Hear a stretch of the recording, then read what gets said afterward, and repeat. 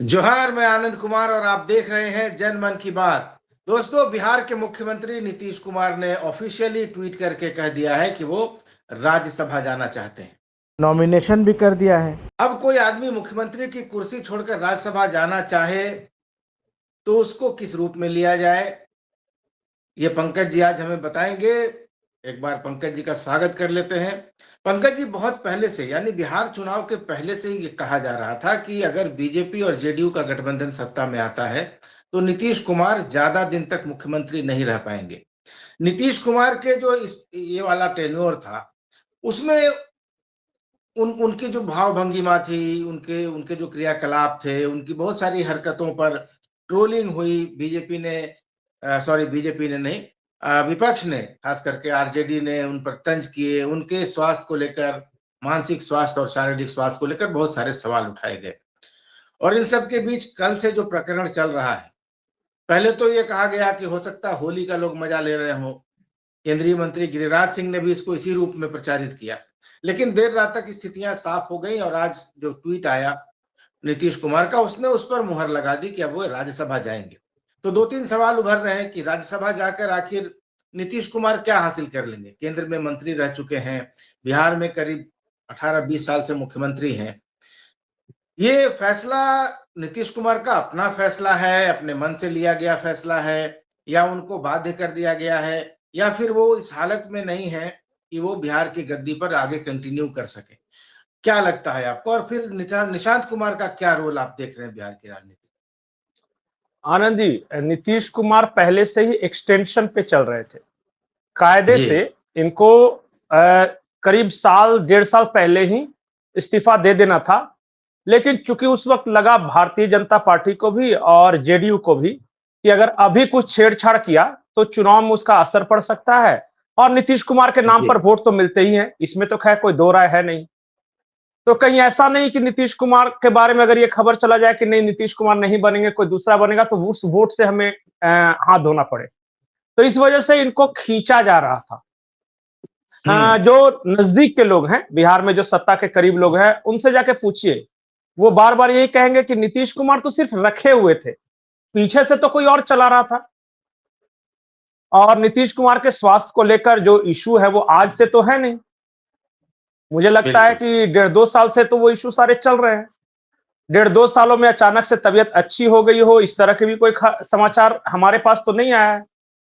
हाँ, जी उनको मीडिया के सामने नहीं आने दिया जा रहा था। और आप देखते होंगे कि जो उनके प्रधान सचिव हैं हमेशा अलर्ट मोड पे रहते थे कि नीतीश कुमार जरा भी कुछ ऐसी हरकत करे तो वो तुरंत उनको संभाल लेते थे।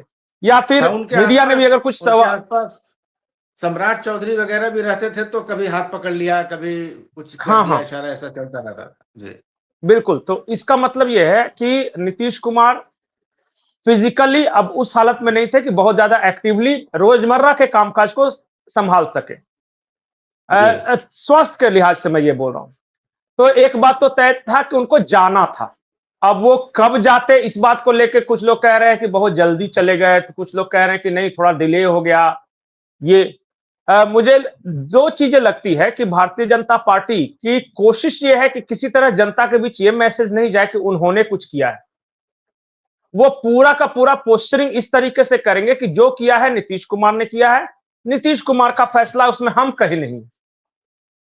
और एक बड़ी इंटरेस्टिंग बात है कि जो लोग आजकल जेडीयू संभाल रहे हैं उनमें से अधिकतर बीजेपी के लोग हैं। जैसे उदाहरण के तौर पे संजय झा, इनको राजनीति में लाने वाले अरुण जेटली थे और पहली बार अरुण जेटली ने इनको कहा था नीतीश कुमार को कि इनको लड़वाइए, तो वो अभी करता धरता है। दूसरा जो करता धरता है अशोक चौधरी हैं, जिनके बारे में कहा जा रहा है कि वो बीजेपी के नेताओं के ज्यादा करीब हैं और उनको हर हर तरह की सवाल है। तीसरे जो जेडीयू चलाने वाले हैं ललन सिंह हैं। ललन सिंह, उनकी जाति, ये सब लेके हर कोई जानता है कि वो बीजेपी के, उनका जो अपना कास्ट है वो बीजेपी का वोटर। तो जी जेडीयू चलाने वाले जब सारे लोग बीजेपी माइंडेड हैं, तो बीजेपी जो जेडीयू से कहलवा देना कौन सी बड़ी बात है कि भाई अब नीतीश कुमार की यात्रा पर विराम लगा। हाँ, संभलना सिर्फ इतना था कि जनता के बीच मैसेज नहीं जाए कि नीतीश कुमार के साथ किसी तरह जोर जबरदस्ती की गई है या उनका मन नहीं था, इसलिए सारा कुछ कहलवाया गया नीतीश कुमार के जरिए। आज ही मैं मीडिया के एक हल्के में देख रहा था, वो कह रहे थे कि ये ट्वीट भी नीतीश कुमार ने खुद से लिखा है या किसी और ने उनके बिहाफ में लिख दिया है, किसे पता। नीतीश कुमार स्वयं तो आते भी नहीं अब मीडिया के सामने, जी तो हो सकता है कि किसी ने लिखकर वो पोस्ट किया हो, कोई ऐसा आदमी होगा जो संभाल रहा होगा। दूसरी बात यह है कि बहुत सारे ब्यूरोक्रेट्स भी, ब्यूरोक्रेसी की मैं बात कर रहा हूं, बहुत सारे लोग ये चाह रहे थे कि अब नीतीश जी विदाई ले ले, और वो इसलिए नहीं चाह रहे थे कि उनको नीतीश जी से या फिर बीजेपी से बहुत प्यार है।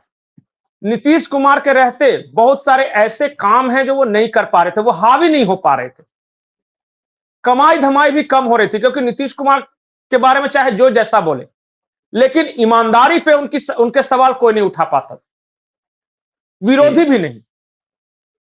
तो जाहिर तौर पे ब्यूरोक्रेसी में हमेशा ऐसे लोग रहते हैं जो चाहते हैं कि अगर मैं सत्ता के साथ हूं तो दोनों हाथों से बटोरूं। नीतीश कुमार उनकी राह में भी रोड़े थे,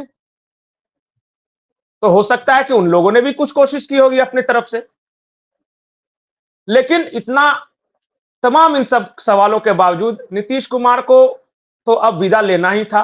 अब आज ले, 6 महीना बाद ले, 2 साल बाद ले, इससे क्या फर्क पड़ता है। टाइमिंग बहुत महत्वपूर्ण है। अभी बिहार में किसी तरह का कोई चुनाव नहीं है। अगर चुनाव के पहले ये सब होता तो असर पड़ता। अभी तो कुछ है ही नहीं, इनके पास वक्त रहेगा उस सारी चीजों को सेटल करने के लिए। अभी मान लिया कोई विरोध भी है, कोई प्रदर्शन भी है, कई तरह के सवाल भी हैं, तो करते रहो सवाल में, इससे क्या फर्क पड़ता है, कौन सा इलेक्शन होना है। और सवाल करने वाले भी थक जाएंगे, क्योंकि बिहार विधानसभा के चुनाव अभी 4.5 साल बाकी हैं और लोकसभा चुनाव में 3.5 साल से ज्यादा समय का बाकी है। तो आज सवाल उठाकर भी उस समय तक अब इसका असर भी खत्म हो जाएगा इस सवाल का, वो भी अपना सब कुछ ठीक ठाक कर लेंगे। जी तो लेकिन एक सवाल ये है कि नीतीश कुमार की जो पार्टी है, नीतीश कुमार लगातार बीजेपी के साथ बने रहे हैं, इसके बावजूद हमारे साथ श्याम किशोर चौबे सर जुड़ रहे थे। एक सेकेंड। तो बीजेपी के साथ लंबे समय तक रहे नीतीश कुमार, लेकिन उनका जो फेस था वो एक सेक्युलर फेस माना जाता था, और जनता दल यूनाइटेड में भी आपने कहा कि जो चला रहे हैं पार्टी को वो बीजेपी के तरफ इंक्लाइंड है, उनका माइंडसेट बीजेपी की तरफ है। हमारे साथ श्याम किशोर चौबे सर जुड़ गए हैं, उनका स्वागत है। सर आपको थोड़ा ब्रीफ कर देते हैं। नीतीश कुमार जो ने अभी ट्वीट किया है कि वो राज्यसभा जाना चाहते हैं। उनकी चाहत थी कि वो सभी 4 सदनों के सदस्य बने, बिहार विधानमंडल के दोनों सदनों के और संसद के दोनों सदनों के। तो मुख्यमंत्री का पद छोड़ के उन्होंने राज्यसभा जाने का फैसला किया है, और उस पर हम लोग बातचीत कर रहे हैं। पंकज जी से बातचीत हो रही थी कि पंकज जी ने कहा कि जेडीयू को डोमिनेट कर रहे हैं जो लोग, या नीतीश कुमार के आसपास जो लोग थे, वो भाजपा माइंडेड लोग हैं, और उन्होंने ही समझाया बुझाया होगा और इसलिए हो रहा है। लेकिन जो जेडीयू का जो कैरेक्टर है वो एक सेक्युलर कैरेक्टर है, और उसमें सिर्फ ऐसे लोग नहीं है जो भाजपा माइंडेड लोग हैं, उसमें ऐसे भी लोग हैं जो सेकुलर माइंडसेट के हैं, जो बीजेपी के साथ नहीं जाना चाहेंगे। तो क्या इस फैसले के बाद अगर नीतीश कुमार राज्यसभा चले जाते हैं और यहाँ पर बीजेपी का मुख्यमंत्री बन जाता है, तो जनता दल यूनाइटेड के वैसे विधायक या वैसे विधानमंडल के जो सदस्य विधान परिषद और विधानसभा के, क्या वो सहज रह पाएंगे, और क्या जनता दल यूनाइटेड में कोई टूट का खतरा नहीं बन पाएगा? चौबे सर से जानते हैं, फिर उसके बाद पंकज जी की तरफ जाएंगे। मेरी समझ से कुछ नहीं बनेगा। आज की राजनीति में न विचारधारा है, कहीं भी नहीं है, भाजपा में भी नहीं है, न विचारधारा है, और न ही ये है कि सेकुलर और नॉन सेकुलर। मैं नॉन सेकुलर का इस्तेमाल कर रहा हूं, पंकज जी हंस रहे हैं, मैं दूसरा शब्द नहीं ला रहा हूं। तो अब वो ऐसा कुछ नहीं, अब सीधे सीधे है कि सत्ता की राजनीति है, कहाँ सत्ता मिलेगी, कैसे मिलेगी, कहाँ झुकना होगा, कहाँ थोड़ा सा शो करना होगा। मैं शब्द नहीं लाना चाह रहा था, लेकिन कि 56 इंची का हूं, बस इतने का फर्क है, और उससे कोई ज्यादा फर्क अब है नहीं, मुझको नहीं नजर आता है पूरे देश की राजनीति में। तो वैसे में जहां तक नीतीश जी का सवाल है तो ये तो चुनाव के पहले से ही चर्चा थी कि वो इस बार चुनाव नहीं लड़ेंगे, फिर हुआ कि लड़ेंगे, फिर हुआ कि राज्यसभा जाएंगे। तो ये अनएक्सपेक्टेड नहीं है। हाँ, ये कहिए कि अब भी इन्होंने घोषित किया है, अपने मन की बात कही है। तो मन की बात में अब राज्यसभा जाएंगे। आखिर क्यों राज्यसभा जाएंगे? केवल इसलिए कि हमको राज्यसभा भी जाना है इसलिए जाएंगे, ऐसा कुछ तो है नहीं। नहीं तो मुख्यमंत्री कहीं का भी जा सकते थे। नीतीश कुमार का वो इतना तो लंबा कहीं भी करियर है, वो जब चाहते राज्यसभा चले जाते। आप सोचिए कि बिहार जैसे बड़े राज्य का मुख्यमंत्री रहते हुए अगर कोई बोले कि मैं राज्यसभा जाना चाहूंगा, तो क्यों जाना चाहेगा? वहां उसको क्या मिलना है? राज्यसभा का सदस्य रह के कोई आदमी क्या पालेगा? ज्यादा से ज्यादा एक स्कोप ये भी है, मतलब जो इंस्टेंटली मेरे दिमाग में आ रहा है कि शायद इनको केंद्र में कोई मंत्री का पद दिया जाएगा और कोई जबर शब्द होता है ना, जबर समझते हैं, मजबूत जबरदस्त टाइप का कोई राज्य मंत्री थमा दिया जाएगा और नीतीश बाबू अपना आराम करेंगे। और आराम करने का इनका समय है, इसमें कोई शक नहीं है, आराम करना चाहिए। और केवल राजनीति ही वो विधा है, राजनीति और पुजारियों की वो विधा, मैं कह रहा हूँ पूजा की विधा है, जहां पे कब्र में पांव लटकने के बावजूद लोग एक्टिव रहते हैं, क्रियाशील रहते हैं, और बाकी जगह तो वो सुविधा है नहीं। हालांकि बीजेपी ने, न्यू बीजेपी ने, पहले वाली बीजेपी नहीं, मोदी अमित शाह की बीजेपी ने कहा था केवल कि 75 बरस में कर लेना चाहिए लोगों को, अब काम त्याग देना चाहिए, जिसके ज्वलंत उदाहरण एक दो नहीं अनेक भरे पड़े हैं। लेकिन जहां पे, मैं और किसी का नाम नहीं ले रहा हूं, मैं झारखंड का नाम ले रहा हूं कि जहां पे कड़िया मुंडा को बैठा दिया गया घर, पीएन सिंह को बैठा दिया गया, वहां तो रामचंद्र चंद्रवंशी को 81 वर्ष की उम्र में भी टिकट दिया गया था वहीं पे। तो रामटहल राजनीति चौधरी को में भी बैठाया गया। अन्य रामटहल चौधरी का भी टिकट। राम टहल चौधरी का तो 75 बहाना था, उनका दूसरा कॉज था। लेकिन हाँ, उनको तो 75 नहीं बहाना तो होता वही तो था। ही बैठा, उनको तो ऐसे बहाना भी तो वही बैठा दिया दिया गया। गया, उनको तो ऐसे भी बैठा दिया जाता। तो मेरी समझ से अब राजनीति में कहीं नीति सिद्धांत नामक कहीं जगह नहीं है, कहीं कहीं दूर दूर तक अब रिश्ता नहीं है। अब कैसे है कि सत्ता रहे तो सत्ता रहने के लिए और सुविधाएं रहें, और दूसरी बात की यूज करना है किसको, किसको यूज करना है और किसको एब्यूज करना है। तो यूज करने में अभी नीतीश बाबू यूज करने लायक हैं, इसलिए राज्यसभा जा रहे हैं। अब वहीं देखिए, नीतीश बाबू के परम थे और पत्रकारिता में भी बड़ा नाम था, और राज्यसभा में उपसभापति के पद पे चेयर पे बैठ के बहुत नाम कमाया, बहुत नाम कमाया, बहुत नाम कमाया। हरिवंश जी अब उस लायक नहीं है शायद, मैं तो यही कहूंगा। हरिवंश जी और नीतीश जी दोनों में तुलना कर लीजिए कि कौन सक्षम है, तो हरिवंश जी तो मेरे ख्याल से आउट कर दिए गए। हालांकि उन्होंने बहुत नाम कमाया, बहुत नाम कमाया वहां रह के। और नीतीश जी को अब देखिए, जाना चाहते हैं तो जाएं अपनी वो एक कहावत है ना, हिंदी में बहुत मशहूर कहावत है एक, राम जी के चिरई राम जी के खेत, खाला चिरई भर भर पेट। तो जहां जगह है वहां जाइए, अभी कहीं भी जा सकते हैं। हाँ। लेकिन हरिवंश जी का आपने उदाहरण, हरिवंश जी और नीतीश कुमार की तुलना नहीं हो सकती है। हरिवंश जी नीतीश की अनुकंपा पर ही बन के गए थे। भले बहुत बड़े पत्रकार हैं, बहुत विद्वान हैं, बहुत विचारक हैं, पर राजनीति में उनका क्या रोल रहा था, क्या दखल रहा था? तो वो देखिए कोई जननेता नहीं है, वो वोट नहीं जुटा सकते हैं, कास्ट पॉलिटिक्स में उनके बूते एक सिंगल वोट नहीं आ सकता है। तो हरिवंश जी का उदाहरण तो नहीं है, वो तो भाई 10-12 साल रह गए, 2 टर्म उनको बना दिया गया, दो तो टर्म दूसरे लोगों रहे को भी मौका नहीं। मिलना। उन्होंने एक हरिवंश बहुत जी को महिला तो, हरिवंश जी के लिए सम्मान की बात है कि उनकी जगह नीतीश कुमार जा रहे हैं, कोई छोटा मोटा आदमी नहीं जा रहा है। हरिवंश जी ने जो चेयर संभाला, जितना बढ़िया से संभाला, सरकार को संभाला, उतना बढ़िया नीतीश जी शायद नहीं संभाल पाएंगे अगर इनको वो चेयर दी जाती है तो, या नीतीश नहीं, जी लेकिन जैसा कोई उसमें भी व्यक्ति। उसमें भी तो बहुत सारे उन पर सवाल उठे ना। बढ़िया से तो संभाला, लेकिन कई दफा तो बहुत विवादों में भी घिरे वो। तो खैर बात उनकी नहीं हो रही है, बात ये हो रही है।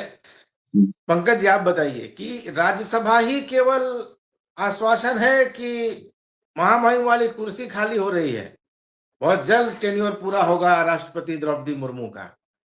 क्या आनंद ये स्टॉप गैप अरेंजमेंट तो नहीं है कि कुछ दिन राज्यसभा रहेंगे और उसके बाद फिर सबसे बड़ी कुर्सी पर उनको बैठा दिया जाएगा? नहीं, मुझे ऐसा लगता है कि राजनीति में एक शब्द है सम्मानजनक विदाई।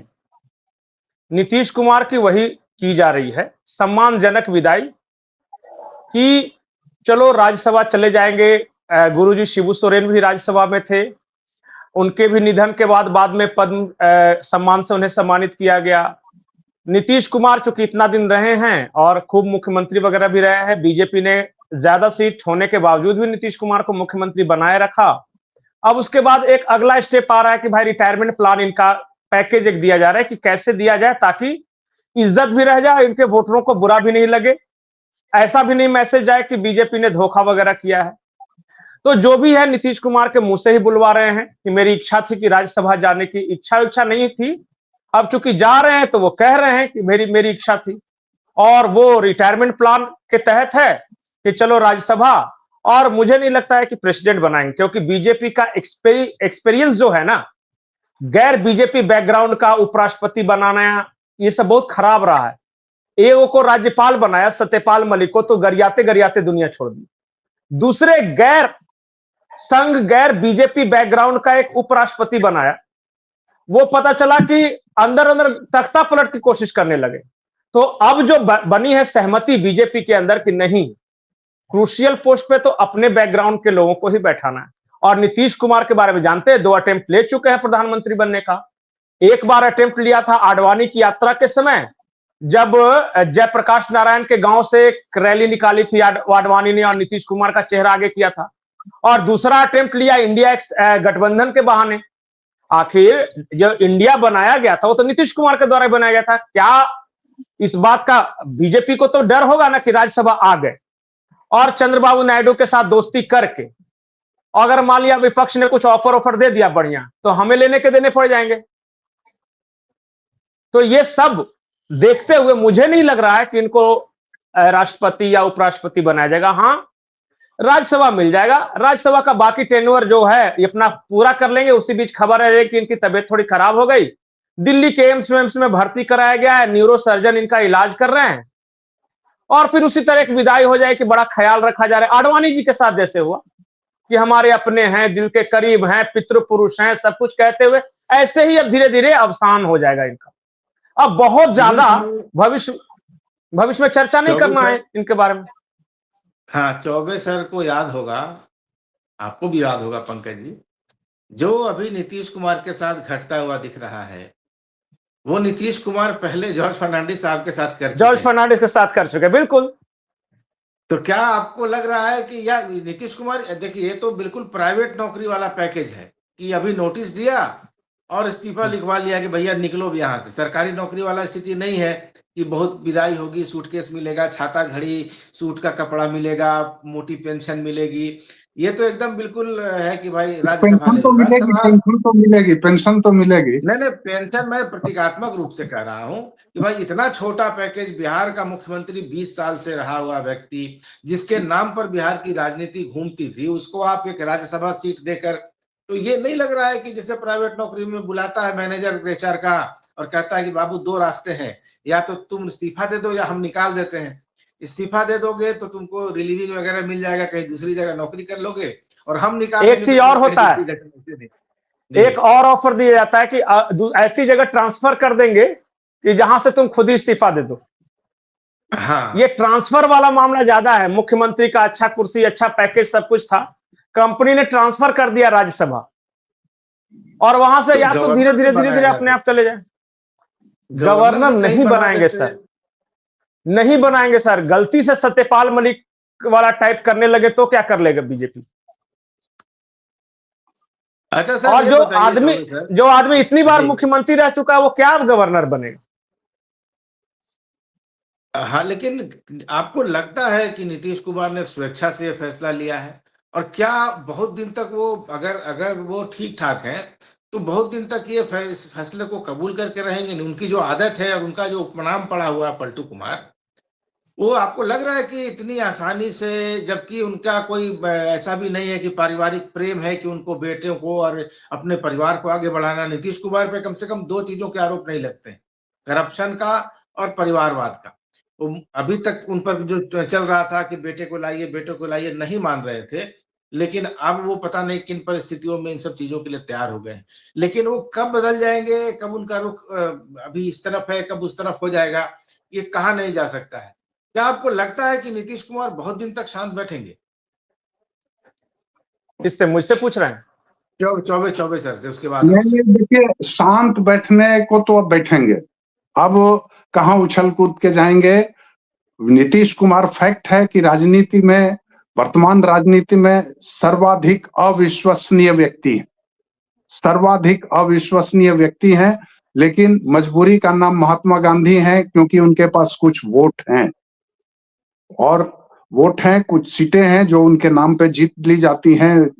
तो अदरवाइज तो मेरे ख्याल से कोई भरोसा करता नहीं है, उनपे भरोसे लायक है ही नहीं। जहां तक आपने कहा कि परिवारवाद की बात, तो अभी तो कैसे कह सकते हैं कि परिवारवाद, क्या निशांत बाबू दिल्ली में इनके साथ रहेंगे या पटना में रहेंगे? कहाँ रहते हैं? तो इसलिए अभी नहीं कहा जा सकता है कि मतलब टोटली इसको रिजेक्ट, आउटराइट रिजेक्ट नहीं किया जा सकता है कि परिवारवाद की चिंता नहीं है। होगी, कैसे नहीं होगी, कहाँ करेंगे? निशांत बाबू को कहाँ सेट करेंगे? निशांत बाबू कोई नौकरी तो करते नहीं है, नीतीश जी तो खुद इंजीनियर थे, वो तो कुछ करते नहीं है। लेकिन उनको कोई रोका भी तो नहीं था। नीतीश कुमार, निशांत कुमार 50 साल के हो चुके हैं, 50 साल से ज्यादा के हो चुके हैं। तो अगर किसी को लाना होता, लॉन्च करना होता है तो 25-26 में लॉन्च कर देता है। तेजस्वी कब लॉन्च हुए बताइए? ये कोई आवश्यक नहीं है कि 25-26 में ही लॉन्च करे। अब समय आ रहा है। अब मेरे ख्याल से अगर नहीं करते हैं तब तो अच्छी बात होगी, या एक उदाहरण होगा, अच्छी बात नहीं, एक उदाहरण होगा। लेकिन अभी नहीं, अगर नीतीश कुमार लाचार है और किसी के दबाव में है या बहुत प्रेशर में है, तो जिस तरह से उनको आउट किया गया है उसी तरह से निशांत को लॉन्च कर दिया जाएगा, जब उनका चल ही नहीं रहा है कुछ।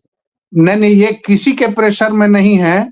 जो बात नहीं कहनी चाहिए, ये खुद के दबाव में, ये खुद के दबाव में है, बाकी किसी के प्रेशर में नहीं है।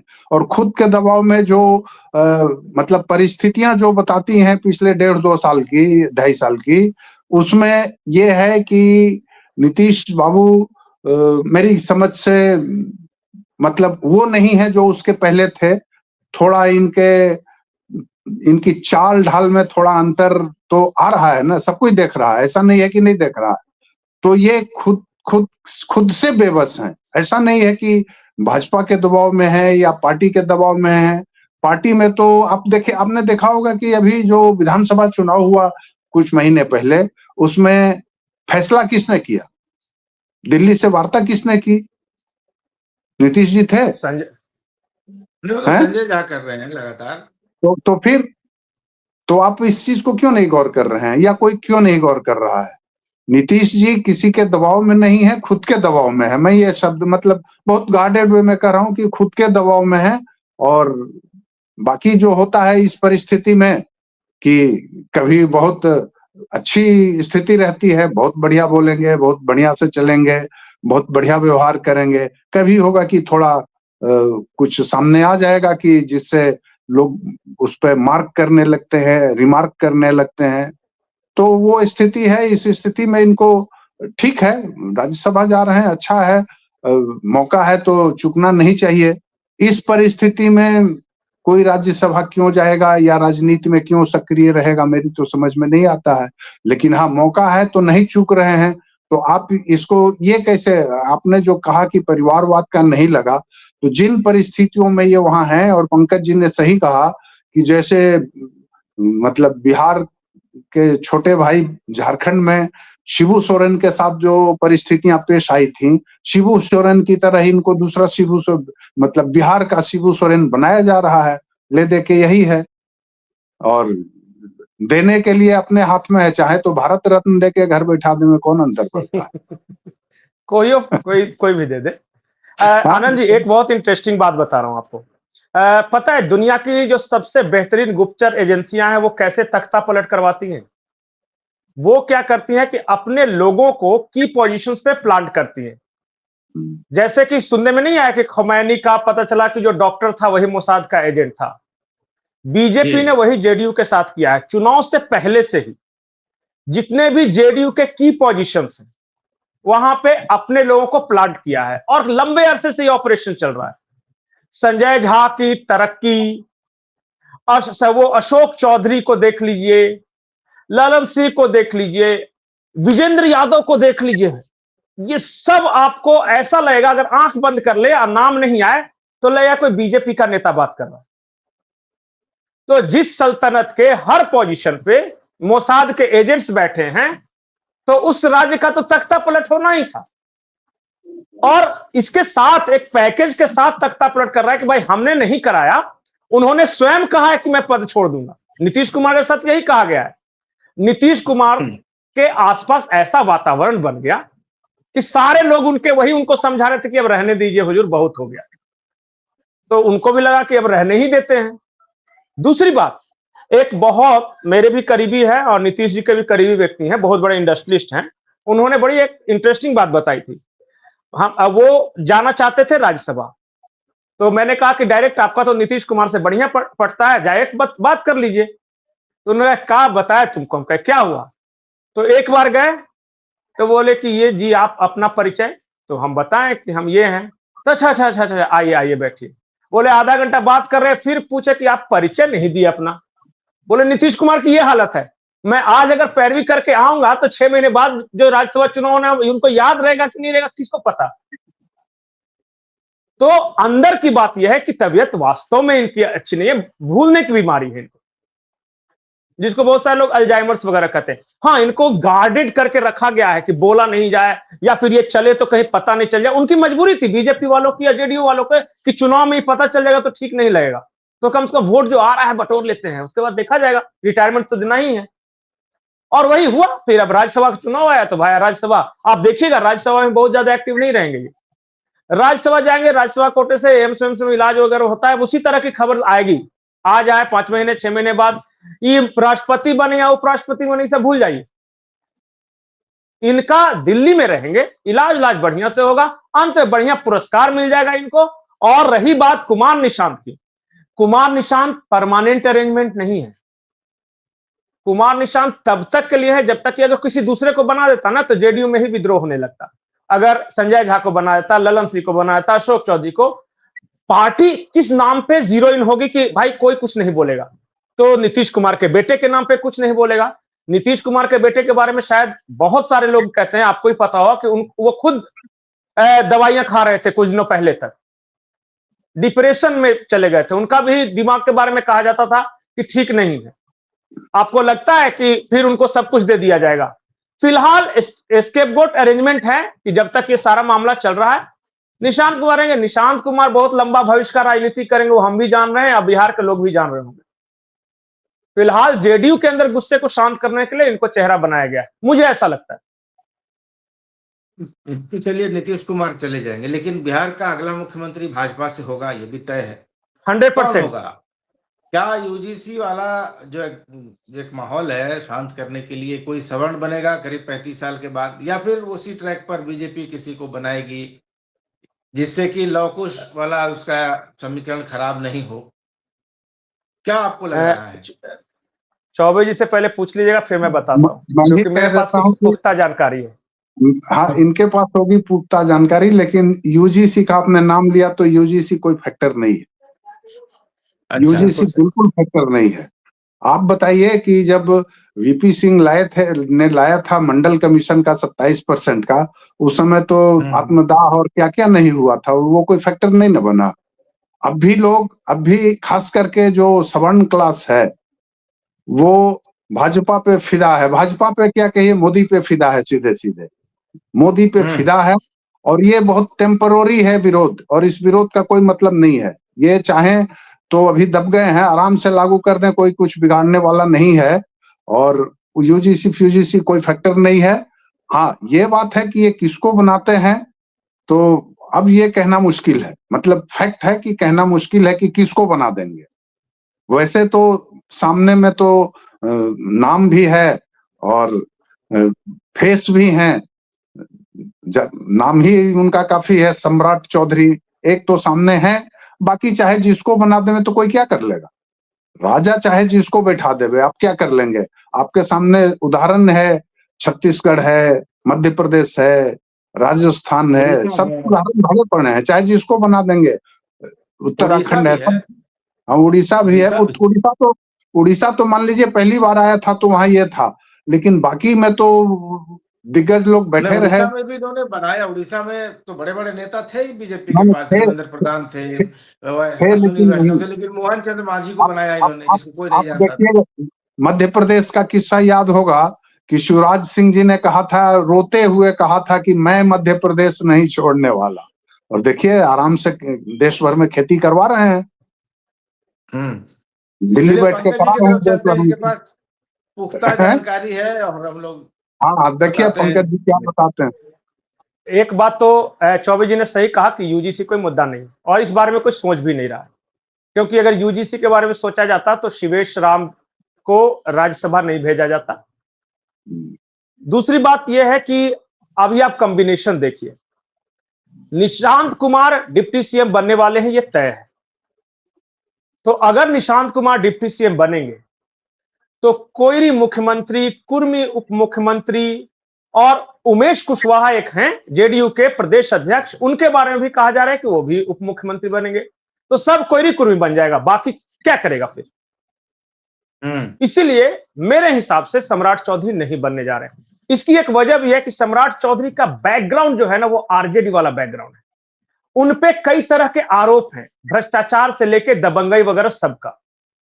जैसे ही वो शिक्षा भी एक बनेंगे मुद्दा है, शिक्षा भी बहुत एक तरह का मुद्दा है। बहुत तरह का विवाद है, बहुत तरह का विवाद है। तेजस्वी को किस मुंह से बोलेंगे आप जी? हाँ, तो उसमें बीजेपी फंस जाएगी और बीजेपी के अंदर भी सम्राट चौधरी को लेकर एक मतलब विरोध है, तो वो तो नहीं बन रहे हैं। तो कोई अब वैश्य बन कौन बनेगा सकता फिर? है? ना जी, वैश्य नहीं बनेंगे। अब मैं आपको एक हिंट देता हूं, बिहार में ओबीसी में सबसे ज्यादा आबादी किस जाति की है? मैं 3 सवाल यादव। करूंगा, जवाब अपने आप मिल जाएगा। 17%। यादव। एक यादव नेता है जो लगातार अमित शाह के डेप्यूटी बने हुए हैं और इस चुनाव में भी उन्होंने बहुत बड़ी भूमिका निभाई थी, चिराग पासवान को मनाने में, तो उपेंद्र कुशवाहा को मनाने में, पीछे से सारा कुछ वो देख रहे थे। नित्यानंद राय। और सबसे बड़ी बात कि आप देखिए क्या कॉम्बिनेशन बनेगा, मुख्यमंत्री यादव, उप मुख्यमंत्री एक कुर्मी, एक कुशवाहा और एक सवर्ण। बीजेपी के लिए ज्यादा सुटेबल आपको कौन लग रहा है? बिल्कुल पॉलिटिकल सेंस से बताइए कि सम्राट चौधरी बन जाए तब या नित्यानंद राय बन जाए तब, खास करके तब जब यादव वोट में एक इरोजन की स्थिति है। 2 बार 3 बार तेजस्वी यादव चुनाव हार चुके हैं, अगली बार लालू प्रसाद यादव रहेंगे ना रहेंगे किसी को पता नहीं। वैसे में अगर किसी प्रोमिनेंट यादव चेहरे को बिहार से बना दिया जाए तो कैसा रहेगा? और अच्छा रहेगा। उसका सवर्ण विरोध ना करे, क्योंकि एक सवर्ण उप मुख्यमंत्री बनाया है भाई। 30-35 सालों बाद अगर कोई सवर्ण मुख्यमंत्री बन सकता था तो उप मुख्यमंत्री भी तो 30-35 साल बाद बनाया ना, कहां किसी सवर्ण को कोई बनाता था? तो वो नहीं देखिएगा। और फिर नितिन नवीन तो सवर्ण है ही, राष्ट्रीय अध्यक्ष ही बना दिया और भी बिहार से ही बना दिया। तो बिहार से अगर सवर्ण राष्ट्रीय अध्यक्ष है, एक सवर्ण अगर उप मुख्यमंत्री है, तो फिर अब सवर्णों को और क्या चाहिए? ज्यादा से ज्यादा मंत्रिमंडल विस्तार में एक तो राजपूत को एंट्री मिल जाएगी। सवर्ण का मतलब बिहार में राजपूत, ब्राह्मण, भूमिहार होता है, कायस्थों को कोई आबादी तो नहीं ठीक है, है, क्या गिनेगा? तो ठीक है ना कि जैसे आपने शिवेश लाल की बात की, शिवेश लाल के पिताजी मुनीलाल राम आईएएस अधिकारी थे, झारखंड में ही पोस्टेड रहे, रांची में मेरे घर के पास उनका घर है। पिता तो उनके अनुसूचित जाति के थे, माँ उनकी कायस्थ थी, ये बात ध्यान में रखिए। हाँ, सम्राट चौधरी से तुलना की जाए तो नित्यानंद के सामने सम्राट कहीं नहीं टिकते हैं, सोबर नेता हैं। तो हो गया ना, जब आप ये समझ रहे हैं तो पार्टी भी समझ ही रही होगी कुछ ना कुछ। और हाँ, सबसे बड़ी बात है ना कि नित्यानंद राय का रिश्ता बहुत अच्छा है। जीतन राम मांझी को भी मनाने के लिए उन्हें ही भेजा जाता है, चिराग पासवान को भी मनाने के लिए उन्हें ही भेजा जाता है, फिर पता चला उपेंद्र कुशवाहा को मनाने के लिए भी उन्हें ही भेजा। तो आज की राजनीति में जो सबको साथ चल सकता है ना, वही किंग है। और डायरेक्ट अमित शाह के डिपार्टमेंट में लगातार 2 टर्म से गृह राज्य मंत्री बने हुए हैं। और यादव हैं ही। चलिए, अपने तो गृह राज्य मंत्री बनते बनते अपने गृह राज्य के मुख्यमंत्री भी बन गए हैं।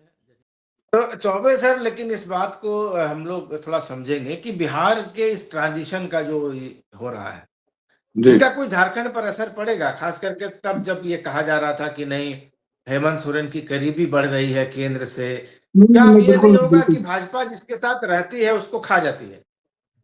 नहीं नहीं, ऐसा नहीं, बिहार तो में तो ये तो कोई और डरेंगे लोग। नहीं नहीं, झारखंड में असर पड़ने का तो मेरी समझ से कोई तुक नहीं है।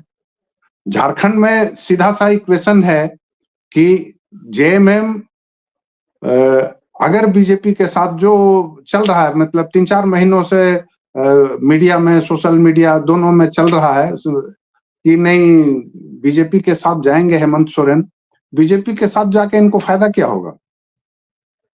नहीं, शॉर्ट साथ जाने की टर्म बात नहीं, अब तो वो बात हट गई कि नहीं साथ नहीं जाएंगे, लेकिन अंदर अंदर कुछ ऐसा बना के रखेंगे कि जिससे लगेगा कि भाई चलिए ठीक है, अब उनका भी काम चलता रहे। अंदर अंदर ये में कुछ तो है मतलब ना। एक्स्ट्रा मैरिटल अफेयर टाइप का? ना, वैसा मेरी समझ से नहीं है। एक राज्य है और बढ़िया राज्य है, छोटा है लेकिन बढ़िया राज्य है, और इस पे सबकी नजर रहती है। वैसी स्थिति में इनको केंद्र से मदद लेनी है मैं और एक थोड़ा मुख्यमंत्री। टोकूंगा आपको, सबकी जी, नजर रहती है, पर भाजपा की ही नजर अपने यहाँ भाजपा पे नहीं रहती है। ना भाजपा की नजर नहीं है, वो बाई चांस है, और जब चाहेगी तब नजर बना लेगी, उसमें कोई दिक्कत नहीं है। और भाजपा अब देखिए, आप तुलना करिए, केंद्र में नरेंद्र मोदी, झारखंड में ये हेमंत सोरेन, दोनों का कोई काट जी, नहीं है, दोनों की कोई बिल्कुल। काट नहीं। केंद्र में कांग्रेस या राहुल गांधी, राज्य में झारखंड या कोई भी, मतलब कोई भी, इनके पास 5-5 मुख्यमंत्रियों का क्या कहिएगा कि फौज है। 5-5 मुख्य, 6 में से 5 मुख्यमंत्री इनके पाले में है अभी। और हाँ, और बाकी लोग भी बड़े बड़े नेता लोग हैं, लेकिन अब अभी वो देख रहे हैं कि कुछ करने की स्थिति में नहीं है। आपने शायद चलाया भी था कि यहाँ तक कि राज्यपाल के अभिभाषण पे ये लोग संशोधन प्रस्ताव तक नहीं लाए, तो हाँ, इससे भी बजट लोग में कटौती प्रस्ताव नहीं आ रहा है, देखिए क्या हो रहा है। हाँ, नहीं तो नहीं आ रहा है। नहीं, तो उसमें अब कर रहे हैं कि दोनों में कोई हेल मेल चल रहा है, तो ऐसा कुछ नहीं है। जैसे कांग्रेस पस्त पड़ी है, वैसे यहाँ भी ये लोग लगातार हार के कारण पस्त पड़े हुए हैं, नहीं और नहीं, बड़े बड़े पस्त नहीं है, वो लोग अपने ही घर में राजनीति से परेशान है। पंकज जी बताएंगे कि अपने घर में कैसे राजनीति होती है। आज इनका एक पोस्ट मैं देख रहा था, उन्होंने एक अच्छा पोस्ट लिखा है, तो पंकज जी आप बताइए। रघुवर दास जी के बारे में हो रही, जिनके बारे में कभी राष्ट्रीय अध्यक्ष बन जाएंगे, कभी कुछ बन जाएंगे, कभी प्रदेश अध्यक्ष बन जाएंगे। उनका एक उदाहरण है पंकज जी के पास, आज ही उनका एक नया नया ताजा ताजा ट्वीट है, फेसबुक पर उन्होंने लिखा है।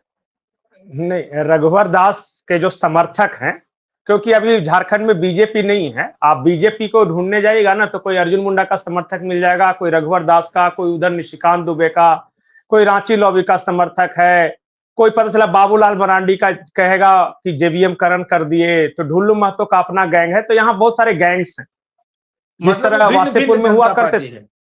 हाँ हाँ, वो भारतीय जनता पार्टी में भिन्न भिन्न जनता पार्टी, और सब एक दूसरे को हराने के लिए, जैसे जेएमएम को हराने के लिए कोई बेदम नहीं है, अपना मतलब कि दूसरे को हराने के लिए बेदम है। उसी में मैंने लिखा था कि रघुवर दास का एक करीबी है विकास सिंह, वो खुलेआम एनडीए के कैंडिडेट के खिलाफ प्रचार कर रहा था, जो जमशेदपुर पश्चिम से थे।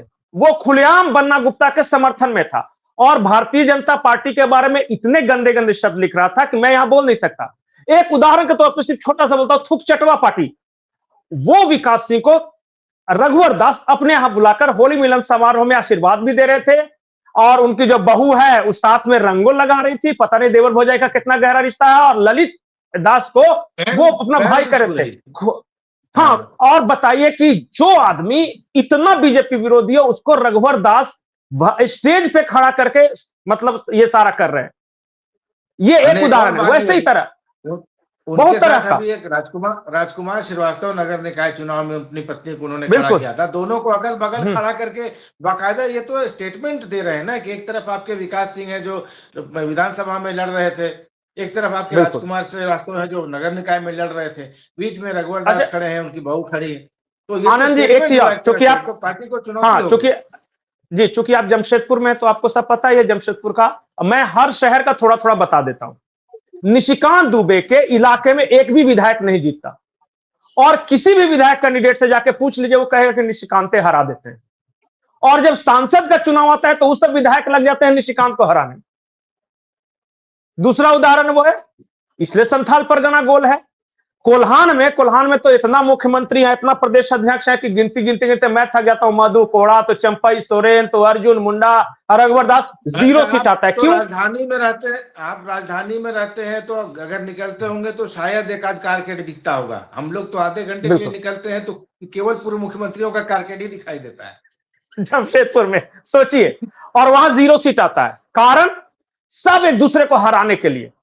रघुवर दास अर्जुन मुंडा को हरा देना है, अर्जुन मुंडा रघुवर दास को हरा देना है। मधु कोड़ा का दुश्मन अर्जुन मुंडा है, सरयू राय की अपनी दुश्मनी है, चंपई सोरेन अपना बागी खड़ा कर रहा है। अब बताइए, पार्टी है? सिंबल सबका वही कमल निशान है, लेकिन एक पार्टी है क्या ये? और नहीं, कमल में सबसे बहुत बड़ी सारी बात है, पंखुड़ियां होती हैं। हाँ, और सबसे बड़ी बात पता है कि रांची में जो पार्टी चलाने के लिए जिसको दिया था, उनकी औकात नहीं है। और मैं इस शब्द का इस्तेमाल कर रहा हूं कि इन सारे बड़े नेताओं को बोल सके। आपको लगता है कि निशिकांत दुबे को कोई डिक्टेट कर सकेगा, या रघुवर दास को, या अर्जुन मुंडा को, इवन मधु कोड़ा को, या बहुत सारे इस तरह कोई बता सकता है इन लोगों को, या ढुल्लू महतो को? आजकल तो ढुल्लू महतो का भी डायरेक्ट कॉन्टैक्ट है अमित शाह के साथ। तो कैसे चलेगा ये, आप बताइए। मैं हर शहर में बता सकता हूं। मैंने संथाल कोल्हान का उदाहरण दिया, आप जाके पलामू में पता कर लीजिए, आप जाके धनबाद में पता कर लीजिए। हर बीजेपी के ऑफिशियल कैंडिडेट के खिलाफ एक बीजेपी का बड़ा नेता बाहें चढ़ा के तैयार है कि इस बार जीत के दिखा दो। और आपको लगता है कि सब मिलके जेएमएम को हराएंगे? पहले आपस में फैसला हो जाए ना कि कौन बड़ा है। और पार्टी लाइन से इतर खुलेआम करते हैं, जैसे कि एक होता है पर्दे से दबा छुपा विरोध, और यहां तो विरोध एकदम खुलेआम है, ऑन स्टेज है। और मैं अगर लिस्ट गिनाना शुरू करूं ना कि कौन किस कैंडिडेट बीजेपी के खिलाफ कौन काम कर रहा था, तो पन्ना भर जाएगा। और अब नोटिस वापस ले रहे हैं दे के सबको कि जो जीत गया वो मेरा, जो हार गया वो उसके बारे में हम नहीं जानते कि कौन है। ये नीति है इनकी। कड़वा कड़वा थू। बिल्कुल यही हो ही रहा है ना। जो हार गया वो तो मेरा नहीं था जी, इस बार तो पार्टी लाइन पे चुनाव नहीं था। आप कैसे कह सकते हैं पंकज बाबू कि वो हमारा कैंडिडेट हार गया? आप बीजेपी विरोधी आदमी हो। और जो बागी जीत गया वो तो बीजेपी के वैचारिक परिवार का सदस्य था। आप कैसे कह सकते हैं कि वो हमारा नहीं? मैंने जीत गया वो मेरा है। और जो इनका घोषित किया वो कैंडिडेट भी हार गया, वो तो पार्टी लाइन पे हुआ ही नहीं था। ऐसे तो चल रहा है ये। बीजेपी एक बड़ा विचार परिवार का अपने आप को अंग बताती है, भले ही उसके पास कोई राजनीतिक विचार बचा नहीं है।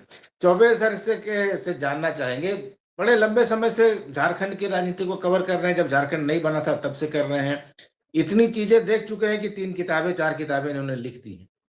क्या आपको लगता है कि आप जब से बीजेपी को देख रहे हैं, जब से ये एकीकृत बिहार हुआ करता था, अब तब से लेकर अब तक क्या परिवर्तन आया है? और जिस तरह से भाजपा सत्ता से बेदखल हुई है, क्या आपको लगता है कि निकट भविष्य में कोई आसार दिखाई दे रहे हैं, कोई ऐसी संभावना बन रही है कि भाजपा दोबारा सत्ता में आएगी? या हेमंत सोरेन लगातार जिस तरह से मजबूत हो रहे हैं, उन्होंने एक तरह से अप्रासंगिक कर दिया बीजेपी को? नहीं, अप्रासंगिक तो नहीं किया है, ऐसा नहीं कहा जा सकता है कि अप्रासंगिक कर दिया है।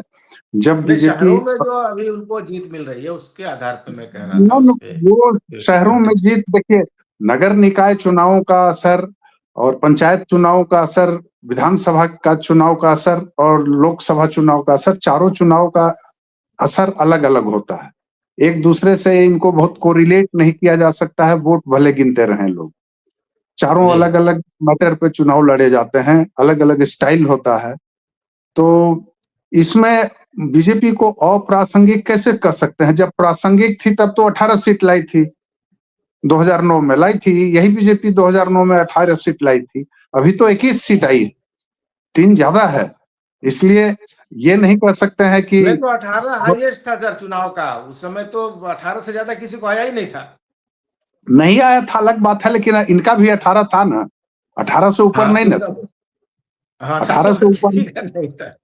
हाँ, तो अब 21 लाए हैं। रही बात राजनीति में अभी लंबा टाइम है, 2029 में अब चुनाव होगा ना, सब कुछ मतलब बहुत बिगड़ते बिगड़ते भी एकदम से कहिए कि कोई एकदम से विपरीत परिस्थितियां ना आ जाएं, तो 2029 में ही अब जो कुछ होना है, तब तक संभावनाएं हैं। फर्क ये है कि ये लोग ये कहिए कि हरमू रोड की राजनीति से निकल के जो कैरेक्टर रहा था पहले, खासकर बाबूलाल मरांडी का रहा था, खास करके मैं कह रहा हूं, अगर ये गांव की ओर प्रस्थान कर जाएं तो बदलने में बहुत टाइम नहीं लगेगा। आप ये देखिए कि 2019 में जो बदलाव आया था, बीजेपी सत्ता में रहते हुए, अच्छी खासी मेजॉरिटी में रहते हुए बीजेपी जो गिर गई थी, तो गिरने में मैं नहीं मानता हूं कि बीजेपी के खिलाफ वातावरण बनाने में जेएमएम का बहुत बड़ा हाथ नहीं था उस टाइम। उस समय बाबूलाल जेवीएम का बहुत बड़ा हाथ था।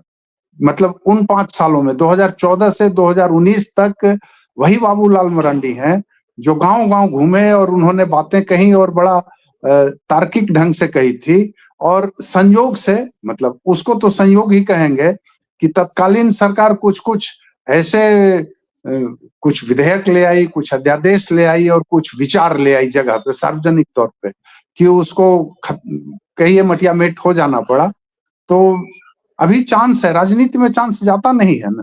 यही बीजेपी थी, कभी 2 सीट लाई थी ना, और 303 भी लाई, तो उसको नहीं करके लाई ना। हाँ, तो मेहनत करेंगे लोग। लाई उम्मीद देखिए, बीजेपी ठीक है, मतलब पहले वाली विचारधारा नहीं है, पहले वाली संस्कृति नहीं है, पहले वाले लोग नहीं है। इसके बावजूद राजनीति में स्कोप होता है और इनके पास स्कोप है, ऐसा नहीं है कि स्कोप नहीं है, खूब स्कोप है। बस उसका ये इस्तेमाल कैसे करते हैं। हाँ, ये कहिएगा कि आज जो इनके पास है, जो ढांचा है, वो नहीं। अब ढांचा में तो यही है कि प्रदेश अध्यक्ष बना दिया है उन्होंने, और कितना हो गया, हमको लगता है करीब 1.5 महीना तो हो गया। तो मतलब पुराने ढांचे पे चल रहे हैं प्रदेश अध्यक्ष। उसके पहले बाबूलाल मरांडी भी मैंने उसके भी पहले वाले ढांचे पे उछलते रहे। तो उस ढांचे में ये लोग क्यों नहीं बदलाव कर पा रहे हैं, नहीं ला रहे हैं, समस्या ये। आपने अध्यक्ष बना है तो अध्यक्ष को थोड़ी ताकत भी दीजिए, तो मेरे ख्याल से बात बनेगी। ऐसा नहीं है कि बात नहीं बनेगी। अब ये हाँ जी, आखिरी लाइन में बोल रहा हूं कि सबसे अच्छा शब्द जो इस्तेमाल किया चौबे जी ने, हरमू रोड की राजनीति छोड़ के अगर झारखंड की राजनीति शुरू करे तो तुरंत बदल सकता है। अब हरमू रोड की राजनीति बड़ी इंटरेस्टिंग है। हरमू रोड में भी आपस में एक दूसरे में जूतम पै जा रहे हैं। यहाँ पे आपको पता नहीं होगा, तो बहुत सारा मोहल्ला है ना, सहजानंद चौक है, शिवगंज है, किशोरगंज है, पुरानी रांची है, सबके अपना अपना नेता है। हाँ, अच्छा एक बार आपको पता है कि नहीं, बहुत मैं एक फैक्चुअल बात बता रहा हूं। पहले बीजेपी का कोई प्रदेश अध्यक्ष बनता था तो उसको एक राइट्स दिया जाता था कि अपनी टीम बना सकते हो, अपने आधार पे कार्यक्रम तय कर सकते हो, आप उस राज्य में अपनी पार्टी को मजबूत कर सकते हो। पिछले 2 बार से तो मैं बहुत क्लोजली देख रहा हूं बाबूलाल मरांडी और आदित्य साहू को। इनको अपनी टीम बनाने का अधिकार नहीं है। बाबूलाल मरांडी ने एक बार बीजेपी के आला कमान से, अब जो भी उनके ऊपर रहे होंगे, उनको यह कहा कि मैं यात्रा करना चाहता हूं झारखंड में। वो यात्रा का परमिशन ही नहीं मिला, क्योंकि कोई एक और गुट था, बोल रहे काहे के लिए यात्रा कराएंगे खाली। तो उससे बढ़िया अपने कार्यकर्ताओं की मीटिंग करा लेते हैं आपस में। तो जब प्रदेश, अच्छा कैंडिडेट सिलेक्शन में प्रदेश अध्यक्ष ही नहीं चलती, आपको सुन के आश्चर्य होगा। आपने यूपी वाला सुना ना कि जो लिस्ट भेजा था योगी जी ने, ऊपर से कट होके आ गया। तो झारखंड में और बड़ा कट लग के आया था। पिछले विधानसभा चुनाव में जिन लोगों का नाम प्रदेश अध्यक्ष की ओर से रिकमेंड किया गया था, उनमें से बहुत का कट गया टिकट और दूसरे को दिया गया, और उनमें से सब हार गए। जैसे मैं उदाहरण के तौर पे आपको बता रहा हूं कि गुमला में सुदर्शन भगत का नाम नहीं भेजा गया था, यह कहीं और से आया था। वो विरंची नारायण के बारे में रिपोर्ट जो गई थी, ग्राउंड रिपोर्ट, वो सही नहीं थी। परिंदा सिंह को मिलना था, यह प्रदेश अध्यक्ष का रिकमेंडेशन था, लेकिन नहीं मिला। और ऐसे ऐसे 17 ऐसी सीटें थी जो कि रिकमेंडेशन था कुछ और, मिला किसी और को, और उन 17 में से 16 हार गए। ऐसे में कोई प्रदेश अध्यक्ष बनेगा तो क्या कर लेगा? आदित्य साहू को पूछिए जाके कि क्या वो अपनी टीम बना सकते हैं? नहीं बना सकते। तो प्रदेश अध्यक्ष को क्या दोष देना भाई? अब वो देख रहा है कि भाई पार्टी की इज्जत भी बचानी है, उसी सांचे में काम भी करना है। ये रिपोर्ट तैयार करते रहते हैं, क्लर्कियल जॉब है ऊपर भेजने के लिए। अब बैठक तो ऐसा है कि आदमी जितना जनता के बीच नहीं प्रचार करता, उससे ज्यादा बैठक करता है। पता नहीं कौन सा रॉकेट साइंस का फॉर्मूला बना रहे हैं कि तय ही नहीं हो पा रहा है बैठक में। एक बात और मैं कहूंगा, रिमार्केबल है मेरी समझ से, कि पिछले 10 वर्षों में देख लीजिए, 11 वर्षों में बीजेपी, मतलब शायद ही कोई दिन होगा जिस दिन बीजेपी के इस हरमू रोड कार्यालय में प्रेस कॉन्फ्रेंस न हुई हो। शायद ही कोई दिन होगा। और अलग अलग लोग करते हैं और हर स्टेचर के लोग करते हैं। कितने, मतलब 10 वर्ष से कर रहे हैं। हाँ, नौकरी टाइप से कर रहे हैं। नहीं, डेली कितने लोग करना पड़ता है, करते हैं ना, या डेली कितने लोग करते रहे हैं। इस हिसाब से अब जेएमएम में देखिए 2 बंदे मैक्सिमम एक बार करते हैं। मतलब ये विनोद पांडे कभी कभी आते हैं, बाकी टाइम तो अपना वो सुप्रियो भट्टाचार्य करते रहते हैं। अकेले इन लोगों को मनोज पांडे को भी थोड़ा जगह मिल जा रहा है बीच में। वो मनोज पांडे हैं और लोग हैं, कोई उपलब्ध नहीं रहता है तो अपने बबलू पांडे तो वो बाई चांस उन लोगों का होता है। तो वैसी स्थिति में वो लोग मिलके इनको पानी पिलाए हुए हैं और सब लोग यहाँ पर। अच्छा, सबसे बड़ी बात की प्रदेश अध्यक्ष, एक सुधार मैं करता, मैं ही गलत बोल रहा था। मतलब मनोज पांडे प्रेस कॉन्फ्रेंस नहीं करते हैं, मीडिया रिएक्शन दे देते हैं। वो मीडिया जब जाता है तो पीछे लगा के देते हैं। प्रेस कॉन्फ्रेंस तो सुप्रियो ही मेनली करते हैं, बाकी कभी कभी विनोद पांडे करते हैं। तो ये जो प्रदेश अध्यक्ष हैं, खास करके दीपक प्रकाश के जमाने से प्रदेश अध्यक्ष प्राय हर दिन मतलब क्या कहे, हर दिन प्राय मैं शब्द जोड़ रहा हूं, जब मौका मिलता हफ्ता में 1 दिन 2 दिन 3 दिन प्रेस ब्रीफिंग करने बैठ जाते हैं। यार आप संगठन संभालिए, प्रेस वक्तव्य देने दीजिए और लोगों को प्रेस कॉन्फ्रेंस करने दीजिए, तो ज्यादा अच्छा रहेगा मेरी समझ से। वैसे तो पार्टी उनकी है, वो जो चाहे सो करें। और उन लोगों की मैं मानता हूं, हम लोग चाहे जितना आपस में, एक गलत शब्द का मैं इस्तेमाल कर रहा हूं कि आपस में हम लोग चाहे जितना बकलोली कर लें, लेकिन पार्टी और राजनीति की समझ उनके पास वास्तव में ज्यादा होती है, क्योंकि वो उसी में सोते जागते ओढ़ते बिछाते खाते पीते सब हैं। लेकिन करना चाहिए वैसा, और मेरी समझ से ये बहुत अच्छा ट्रेंड नहीं है जो प्रदेश पर हम लोग बात कर रहे हैं। अब एक आखिरी जो एक ऐसा व्यक्ति या एक ऐसी कुर्सी है जिस पर आजकल खूब बात होती है, हम लोगों ने तो प्रदेश अध्यक्ष से लेकर मोदी जी तक सब बात कर ली। एक पद है संगठन मंत्री का झारखंड में। रंजन पटेल, प्रसन्न मिश्रा थे, हृदय नारायण सिंह थे, राजेंद्र सिंह थे, धर्मपाल थे। लेकिन अभी वाले के बारे में तो छोटा मोटा कार्यकर्ता तक आरोप लगा दे रहा है। तो ये जो संगठन महामंत्रियों का रोल होता है, उसमें क्या गिरावट आई है? पहले मान लीजिए कि कभी हृदयनाथ सिंह का मधु कोड़ा से झगड़ा हुआ तो उन्होंने मधु कोड़ा का टिकट काटा, मधु कोड़ा निर्दलीय जीत गए, मुख्यमंत्री बन गए, किस्मत में था। तो एकाध नेताओं से अनबन चलती थी, लेकिन कोई ऐसा संगठन मंत्री जो पूरे झारखंड के कार्यकर्ताओं के निशाने पर हो, ऐसा पहली बार देखने को मिला है। इसमें भी एक बदलाव आया है कि पहले जो संगठन मंत्री हुआ करते थे या संगठन महामंत्री, वो स्टेज पे नहीं जाते थे, सार्वजनिक कार्यक्रमों में बिल्कुल नहीं जाते थे। ये एक कार्यकर्ता ने मुझसे कहा था कि पहले के संगठन मंत्री कार्यकर्ताओं के पास सबसे पीछे की कुर्सी पर बैठते थे ताकि सब पर नजर रख सके कार्यकर्ताओं के पास, और वो पार्टी दफ्तर में ही सामान्यतः रहते थे, बाकी अपना क्षेत्र में गए, अपना जो काम किया सो किया। ये सार्वजनिक मंचों पे भी अब भाजपा के संगठन मंत्री महामंत्री पहले तो जाते ही नहीं थे। पहले जाते ही नहीं थे। ये बड़ा बदलाव आया है और इस बदलाव का असर तो देखने को मिल रहा है। आनंद जी, एक तो इन्होंने सही कहा कि पहले स्टेज पे नहीं बैठ के पीछे से ऑब्जर्व करते थे। दूसरी बात कि पहले के संगठन मंत्री जो थे अपना पीए नहीं रखते थे। हाँ। फोन आप कीजिएगा तो पीए नहीं उठाता था, वो खुद ही उठा लेते थे किसी कार्यकर्ता का फोन, और उनका काम ये था कि कार्यकर्ताओं से अधिक संवाद करके जो संगठन में छोटा छिटपुट जो नट बोल्ट जो ढीला रहता है तो उसको टाइट किए हुए रहना, सब कुछ ठीक ठाक। संगठन मंत्री का काम था संगठन चलाना। अभी मैं देख रहा हूं कि अलग से सोशल मीडिया टीम बनी हुई है, अब बकायदा per day up to date हो रहा है कि आज यहां गए तो खाना खाए, यहां गए तो रिबन काटे, यहां गए तो बाथरूम गए, तो यहां गए तो नहाने गए, वो पल पल की अपडेट आ रही। पहले ऐसा नहीं। ये वो नेता वो करते हैं इस तरह का काम। सर को वाकया याद होगा, गुलशन आजमानी का टिकट कटा था, गोविंदाचार्य रांची में थे, उनके चेहरे पे कालिख बिल्कुल। वालिख पोत दिया लोग, तो कालिख लगा चेहरा लेकर जिसने पोता था उससे घर चले गए वो। हाँ, ऐसे ऐसे भी लोग हुआ करते थे बीजेपी में। और आजकल क्या होता है पता है? और अब ऐसे लोग हैं जो मिलना तो दूर रहा, फोन नहीं उठाते किसी का, ये बहुत आम शिकायत हो गई।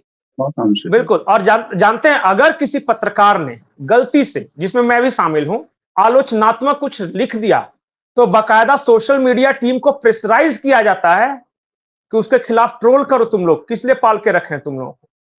आपको यकीन नहीं होगा, बीजेपी के एक, अब मैं नाम नहीं लूंगा, छोड़ दीजिए, वो अच्छा नहीं लगता है, उन्होंने मुझे फोन करके ये कहा कि मेरे पे बहुत प्रेशर है सर, आप बात तो सही लिखे लेकिन हमको कहा जा रहा है कि आपको फोन करके हड़काया जाए। मैंने कहा कि तो आप हमको ये नहीं बोलना चाहिए था, हड़का देते चुपचाप। तो नहीं, सब क्या करें, आप भी समझ ही रहे होंगे कि हमारी भी मजबूरियां होती है, ऐसे स्थिति है। प्रदेश कार्यालय में खड़ा होकर संगठन मंत्री जोर जोर से बोल रहा है कि कौन पंकज में, तुम लोग क्या कर रहे हो, तुम लोग कुछ नहीं लिखते हो, अब मेरी आलोचना कर रहा है। ऐसा चल रहा है। और खबरें मत पूछिए कि उनके बारे में किस किस तरह की खबरें हैं, कहां कहां से खबरें। वो एक अलग उपन्यास लिखने लायक। नहीं, वो ये स्थिति है। ये वाला दौर तो पहले से, मतलब हम मेरे ख्याल से 10-15 बरस पहले से चलने लगी है ये। मतलब संगठन मंत्री, बीजेपी के कैरेक्टर में जो ये है, संगठन महामंत्री का जो पद होता है उसके रोल में बदलाव तो पहले से आया हुआ है।